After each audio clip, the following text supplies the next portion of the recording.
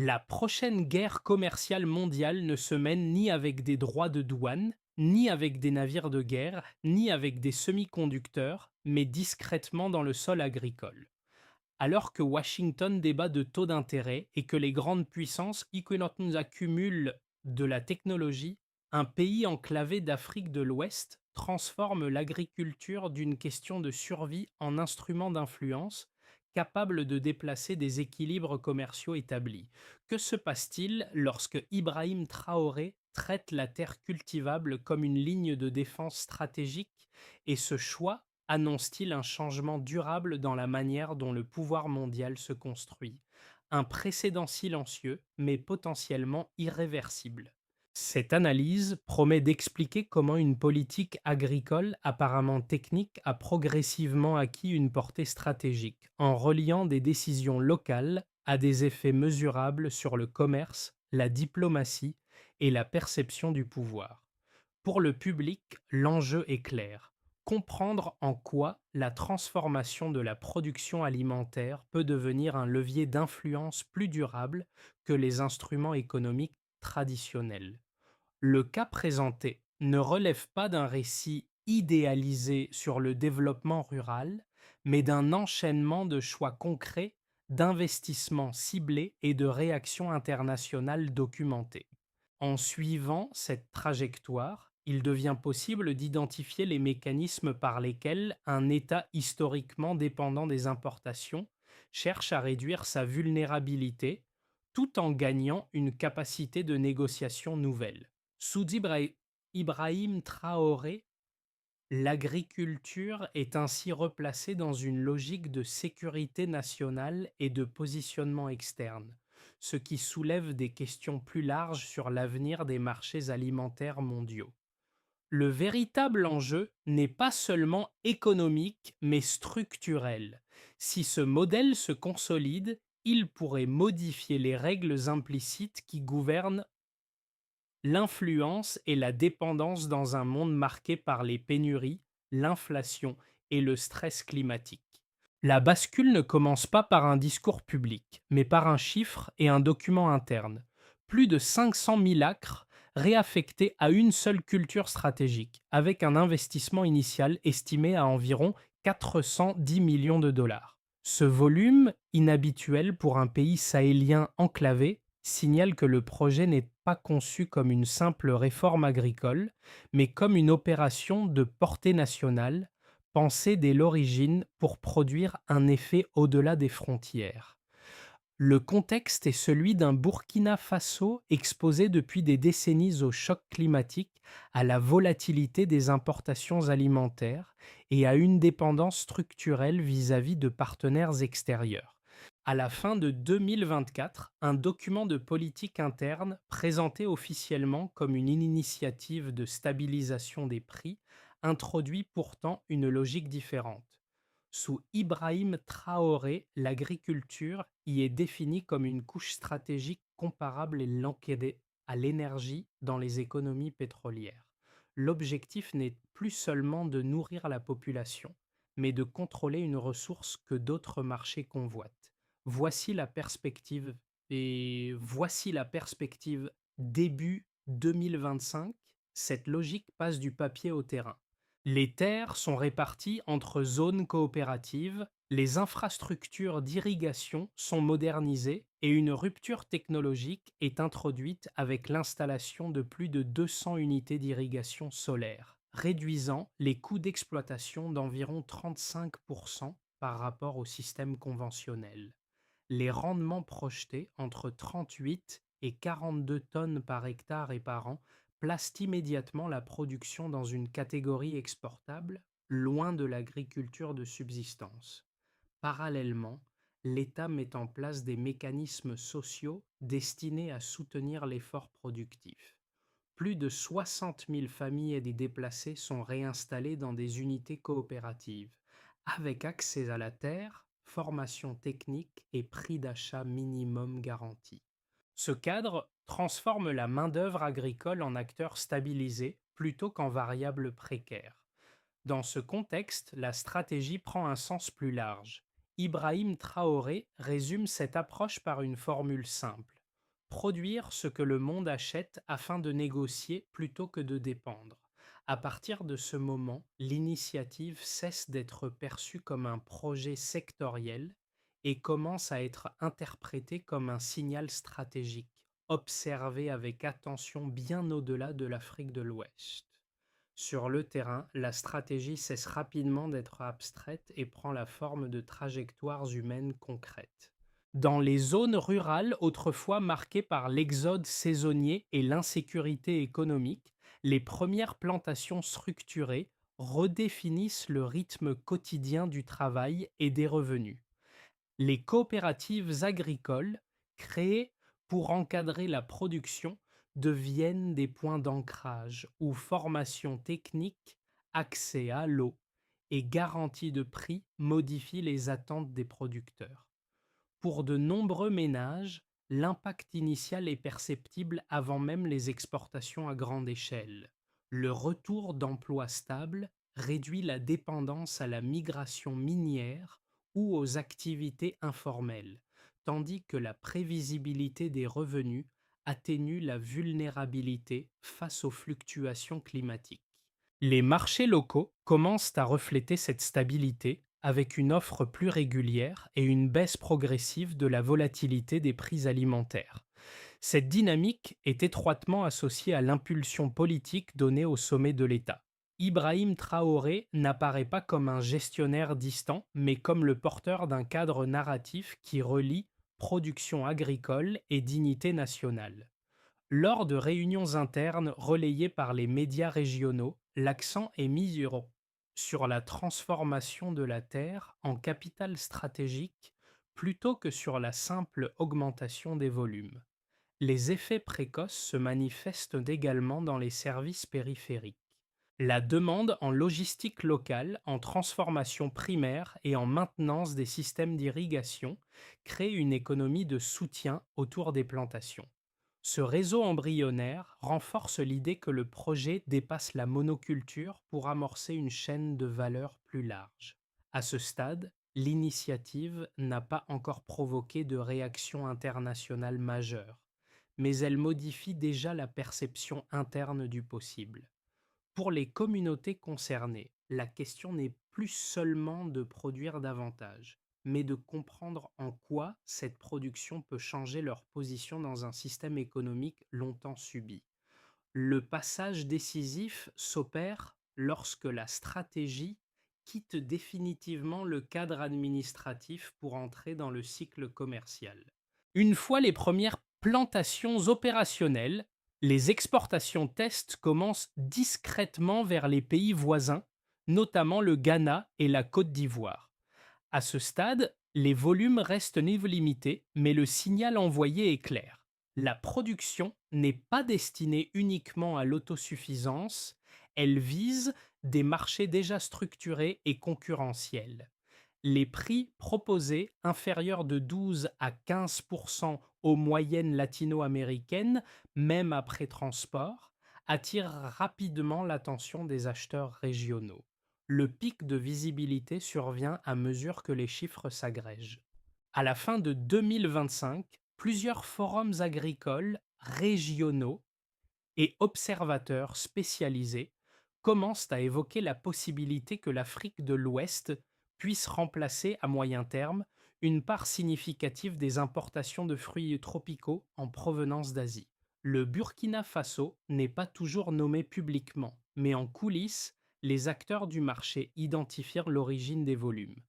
Des protocoles d'accord préliminaires sont signés avec des importateurs d'Asie du Sud-Est portant sur des contrats pilotes évalués à environ 180 millions de dollars avec des clauses d'expansion rapide.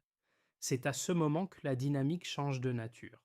Pour un pays enclavé, l'intérêt manifesté par des entreprises de logistique liées au sud de la Chine étudiant des corridors reliant les ports d'Afrique de l'Ouest à Guangzhou ou Shenzhen constitue un tournant stratégique. Cette attention extérieure ne passe pas inaperçue dans les capitales occidentales.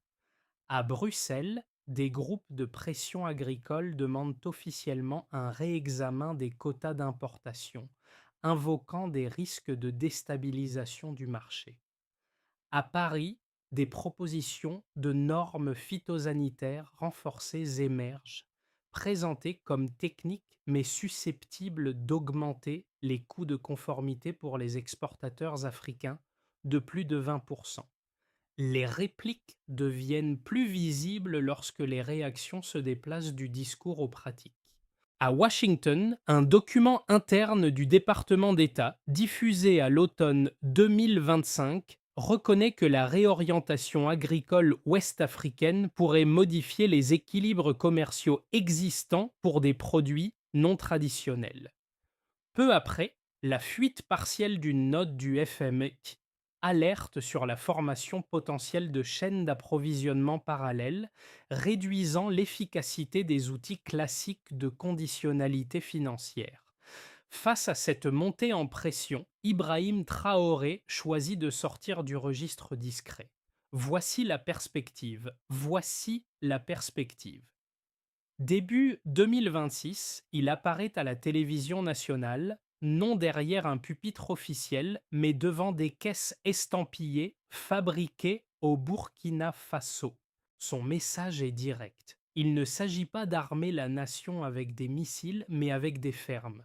Cette prise de parole transforme une initiative agricole en symbole politique, largement relayée au sein de l'Alliance régionale et dans les médias africains.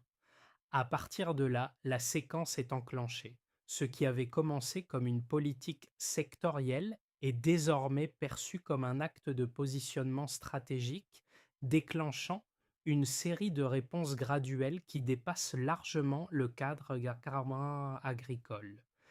Avant le lancement du projet, la production bananière nationale restait marginale, fragmentée et largement orientée vers l'autoconsommation, avec une dépendance structurelle aux importations pour stabiliser les marchés urbains. Après moins d'un an de mise en œuvre coordonnée, les premiers indicateurs montrent un changement net de trajectoire, à la fois sur les volumes, les coûts et les effets macroéconomiques associés. Le premier delta concerne les coûts de production. L'introduction de plus de 200 unités d'irrigation alimentées par énergie solaire a réduit les dépenses opérationnelles d'environ 35% par rapport au système diesel conventionnel. Cette baisse n'est pas seulement comptable, elle se traduit par une plus grande résilience face aux fluctuations des prix de l'énergie et par une capacité accrue à maintenir des prix d'exportation compétitifs sans subvention massive. En pratique, ce différentiel de coûts explique pourquoi les bananes burkinabées peuvent entrer sur les marchés régionaux à des prix inférieurs de 12 à 15% aux références internationales, tout en restant rentables. Le deuxième indicateur porte sur la productivité agricole. Les rendements projetés, estimés entre 38 et 42 tonnes par hectare et par an, repositionnent immédiatement la production dans une catégorie industrielle. Comparés aux rendements antérieurs, hétérogènes et souvent inférieurs au seuil de rentabilité à l'export, ces niveaux permettent d'atteindre une production potentielle de plusieurs millions de tonnes une fois la capacité pleine atteinte. Ce saut quantitatif modifie la perception du pays, non plus comme un importateur structurel, mais comme un fournisseur capable d'influencer l'offre régionale. Le troisième ensemble de données concerne les effets socio-économiques internes. Selon des chiffres provisoires du ministère de l'Agriculture, l'emploi rural a augmenté d'environ 27% entre la mi-2025 et la fin de la même année, marquant une inversion durable d'une tendance à l'exode observée depuis plus de 20 ans. Cette progression ne se limite pas aux exploitations agricoles. Elle s'étend aux activités connexes, comme la transformation primaire, la logistique locale et les services de maintenance, créant un multiplicateur économique autour des zones de production. Sous Ibrahim Traoré, ces chiffres sont systématiquement présentés comme des indicateurs de souveraineté plutôt que comme des succès isolés. La baisse de la volatilité des prix alimentaires estimé à environ 18% sur 12 mois, illustre cette approche. Pour les ménages urbains, elle signifie un allègement de la pression inflationniste. Pour l'État, elle réduit la nécessité d'interventions d'urgence coûteuses. Pour les partenaires commerciaux, elle signale une capacité à fournir de manière régulière, condition essentielle pour établir des contrats à moyen terme. Pris ensemble, ces deltas dessinent une cohérence stratégique. La réduction des coûts crée un avantage compétitif. La hausse des rendements rend l'exportation crédible et l'augmentation de l'emploi stabilise la base sociale du projet. Aucun de ces éléments ne suffit isolément à transformer un secteur. Leur combinaison, en revanche, explique pourquoi l'initiative attire désormais l'attention d'acteurs financiers et politiques extérieurs. À ce stade, les chiffres ne racontent pas seulement une amélioration sectorielle. Ils suggèrent un déplacement progressif du rapport de force, où la capacité à produire et à livrer devient un argument de négociation à part entière, observé avec prudence par les marchés et les institutions internationales. Les critiques de la stratégie avancent d'abord un argument de durabilité économique. Selon eux, fonder une ambition géopolitique sur une culture unique exposerait le pays à des chocs de prix, à des maladies agricoles ou à une saturation rapide des marchés. Dans cette lecture, l'avantage compétitif observé au début serait fragile et difficile à maintenir face à des producteurs historiques disposant d'infrastructures logistiques plus anciennes et de réseaux commerciaux établis. Un second argument concerne la gouvernance. Des voix, y compris au sein de l'opposition nationale et d'organisations environnementales, estiment que la centralisation du projet comporte des risques. La redistribution des terres, même sous forme coopérative, pourrait déstabiliser des systèmes coutumiers anciens, tandis que l'expansion rapide de l'irrigation ferait peser une pression excessive sur les ressources en eau, en particulier dans le bassin de la Volta. À l'échelle internationale, certains observateurs occidentaux qualifient l'approche de nationalisme agricole, incompatible avec les normes de libre-échange et susceptible d'isoler le pays à long terme. Ces objections méritent d'être prises au sérieux, car elles identifient des vulnérabilités réelles. Cependant, les éléments disponibles suggèrent une réponse plus nuancée. Le projet n'est pas présenté comme une monoculture définitive, mais comme une phase pilote destinée à créer une base de négociation et à financer une diversification ultérieure. Les investissements dans l'irrigation solaire et la transformation locale indiquent une volonté de réduire les risques structurels plutôt que de les ignorer. Sur le plan institutionnel, l'adoption de cadres comme la charte de souveraineté alimentaire, qui impose une part minimale de production réservée au marché intérieur, vise précisément à limiter les effets pervers d'une orientation excessive vers l'export. De même, les programmes de reboisement et de gestion des bassins versants répondent aux préoccupations environnementales en intégrant des coûts écologiques dans la planification. Sous Ibrahim Traoré, la logique défendue n'est pas celle d'un repli, mais d'un rééquilibrage. L'argument central est que la dépendance totale au marché extérieur crée une vulnérabilité plus grande que le risque calculé d'une stratégie productive coordonnée. La question n'est donc pas de savoir si le modèle est exempt de risques, mais s'il offre, comparativement aux alternatives, une marge de manœuvre accrue dans un environnement mondial de plus en plus instable. Le véritable basculement apparaît lorsque la réaction internationale cesse d'être théorique et commence à produire des frictions concrètes sur les flux financiers et commerciaux. Les retards de paiement imposés par certaines banques européennes et la hausse rapide des primes d'assurance sur les routes de fret signalent que le projet a franchi un seuil invisible. Il n'est plus perçu comme une expérimentation locale, mais comme un facteur capable d'affecter des intérêts établis. À ce moment précis, l'initiative change de statut. Elle devient un test de crédibilité, non seulement pour le Burkina Faso, mais pour l'idée même qu'un pays à faible revenu puisse convertir une ressource agricole en levier de négociation. Les réactions ne sont pas coordonnées, mais elles convergent dans leur message. La production alimentaire commence à être traitée comme une variable stratégique, comparable à l'énergie ou aux matières premières critiques. Ibrahim Traoré intervient alors publiquement, non pour désamorcer la tension, mais pour en assumer la portée symbolique. En affirmant que la nation s'arme de fermes plutôt que de missiles, il redéfinit le cadre du débat. La question n'est plus de savoir si la stratégie est efficace à court terme, mais si elle crée un précédent difficile à contenir. Cette révélation centrale éclaire rétrospectivement les étapes précédentes.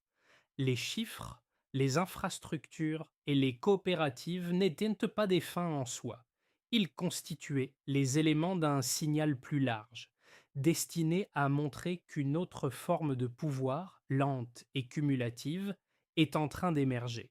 Les effets de la stratégie se manifestent désormais de façon tangible, mais ils ne sont pas uniformes. Pour l'État, la première conséquence est budgétaire et politique. La stabilisation partielle des prix alimentaires réduit la pression sur les finances publiques, traditionnellement sollicitées pour amortir les chocs d'importation. En parallèle, la crédibilité acquise sur les marchés régionaux renforce la position de négociation du gouvernement dans des discussions commerciales qui jusque-là se déroulaient en position défensive. Sous Ibrahim Traoré, cette évolution est présentée comme une récupération progressive de marge de décision plutôt qu'un affrontement direct avec les partenaires extérieurs. Pour les entreprises, en particulier les acteurs locaux de la transformation et de la logistique, le projet ouvre un espace inédit. La production régulière permet de planifier des investissements à moyen terme, là où l'irrégularité des approvisionnements rendait auparavant toute projection risquée. Les coopératives de transformation, notamment portées par des groupements de femmes, commencent à fournir des produits dérivés destinés à la fois au marché intérieur et à l'export régional. Cette structuration d'une chaîne de valeur locale réduit la dépendance aux intermédiaires étrangers et capte une part plus importante de la valeur ajoutée sur le territoire. Pour les ménages, les conséquences sont plus directement ressenties. Dans les zones urbaines, la baisse estimée de la volatilité des prix alimentaires, de l'ordre de 18% sur 12 mois, se traduit par une prévisibilité accrue des dépenses quotidiennes.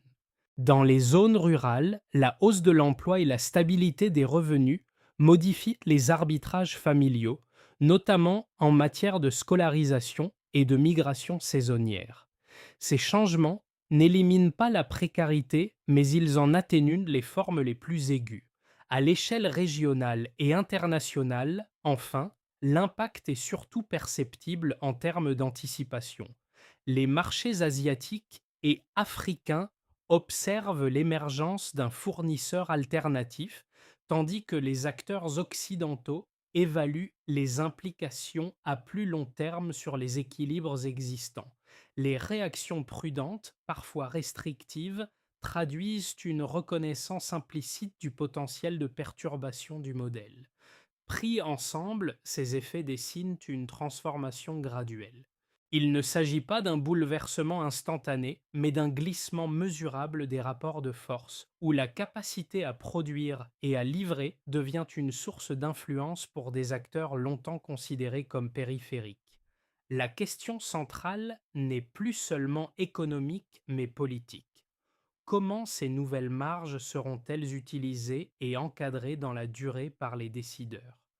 À court et moyen terme, l'évolution de la stratégie peut être envisagée à travers trois trajectoires plausibles, chacune dépendant de la réaction des partenaires extérieurs et de la capacité interne à maintenir la cohérence du projet.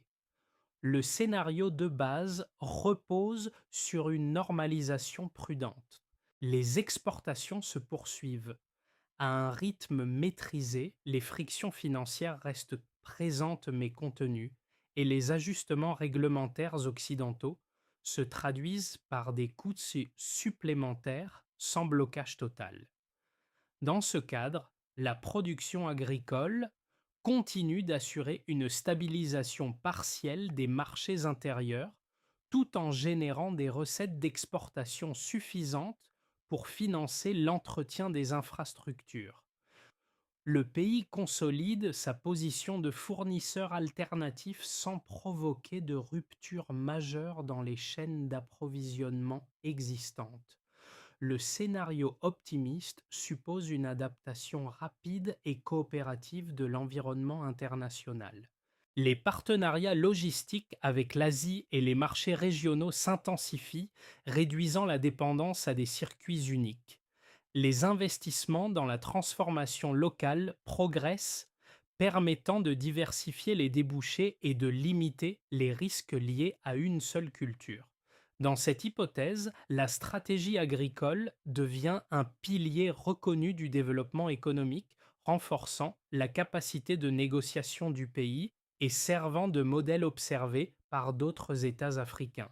La production alimentaire cesse alors d'être perçue comme un facteur de vulnérabilité et s'impose comme un atout diplomatique. Le scénario le plus défavorable envisage une escalade des pressions. Des restrictions financières plus strictes, des normes commerciales durcies ou des perturbations logistiques ciblées pourraient réduire temporairement la rentabilité des exportations. Dans un tel contexte, le risque serait moins l'effondrement du projet que son ralentissement, avec des effets sociaux potentiellement sensibles si les revenus attendus tardent à se matérialiser. La résilience dépendrait alors de la capacité à rediriger une part accrue de la production vers les marchés intérieurs et régionaux. Face à ces scénarios, une recommandation de méthode s'impose. Plutôt que de chercher à prédire l'issue exacte, il est plus pertinent d'observer les indicateurs de flexibilité. Diversification des débouchés, solidité des coopératives et capacité institutionnelle à ajuster les règles. Sous Ibrahim Traoré, la trajectoire choisie semble viser cette marge d'adaptation, en considérant l'incertitude non comme une faiblesse, mais comme un paramètre à intégrer. Pour le public extérieur, l'intérêt de cette trajectoire dépasse largement le cas d'un seul pays. Elle invite à reconsidérer des hypothèses longtemps tenues pour acquises sur la manière dont l'influence se construit dans l'économie mondiale.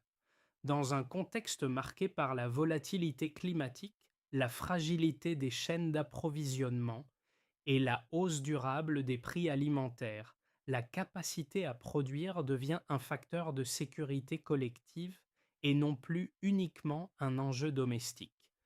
Pour les consommateurs et les décideurs des économies avancées, cette évolution soulève une question inconfortable. Si des États historiquement dépendants peuvent de sécuriser leur alimentation et dégager des excédents exportables, alors les mécanismes traditionnels de conditionnalité financière et d'aide perdent une partie de leur levier. Cette perspective oblige à repenser les relations de partenariat en privilégiant la coopération sur la contrainte. Pour les sociétés du Sud, le message est différent mais tout aussi significatif.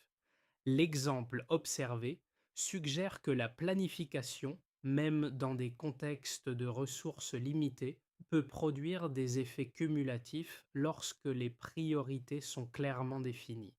Cela ne garantit pas le succès, mais élargit le champ des possibles au-delà de la gestion permanente de la pénurie. Sous Ibrahim Traoré, la stratégie est souvent présentée comme un choix de dignité plutôt que comme une provocation. Cette posture résonne avec des publics qui perçoivent la souveraineté alimentaire non comme un slogan, mais comme une condition préalable à toute autonomie politique. Pour le spectateur, l'enjeu n'est pas d'adhérer ou de rejeter ce modèle, mais de comprendre ce qu'il révèle. Le pouvoir change de forme, et ils se déplacent parfois vers des domaines longtemps considérés comme secondaires.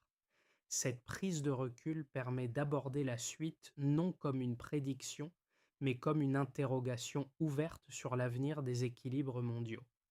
À mesure que la stratégie s'installe, la question centrale devient celle de sa gestion dans la durée. La feuille de route esquissée par les autorités repose sur plusieurs étapes complémentaires destinées à transformer une impulsion politique en dispositif institutionnel mesurable. La première consiste à sécuriser la production existante. Cela implique le suivi des rendements, la maintenance des infrastructures d'irrigation et la garantie d'un accès stable à l'énergie solaire afin d'éviter une dégradation progressive des performances. La deuxième étape porte sur la gouvernance des coopératives. Des mécanismes de transparence et de représentation sont progressivement introduits pour limiter les risques de captation locale ou de déséquilibres sociaux. L'objectif est de maintenir l'adhésion des producteurs en liant directement les résultats économiques à des indicateurs concrets tels que le revenu moyen, l'emploi et la stabilité foncière. Un troisième axe concerne l'équilibre entre exportation et marché intérieur. La charte de souveraineté alimentaire impose des quotas précis pour préserver l'approvisionnement national, tout en laissant une marge suffisante pour honorer les engagements commerciaux. Cette articulation vise à prévenir un effet d'éviction qui fragiliserait les ménages les plus exposés à l'inflation alimentaire. Enfin, la stratégie intègre un volet d'anticipation environnementale. Les programmes de reboisement autour des zones irriguées et la surveillance des nappes phréatiques cherchent à inscrire la production dans un cadre soutenable.